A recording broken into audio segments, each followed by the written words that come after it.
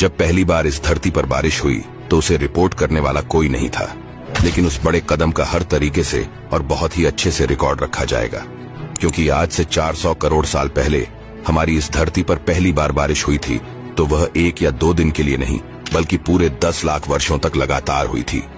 और इसी भयानक बारिश ने इस धरती पर समुद्र का निर्माण किया था, और उस समय वह बारिश कितनी खतरनाक हुई थी, इस बात का अंदाजा आप इसी बात से लगा सकते हैं। आज 400 करोड़ साल के बाद भी इस धरती के समुद्र वैसे के वैसे ही हैं, और आज भी पानी ने इस धरती की 75% जमीन को अपने काबू में कर रखा है। और आप लोगों को इन सब चीजों में दिलचस्पी है तो हमारे साथ जुड़े रहिए।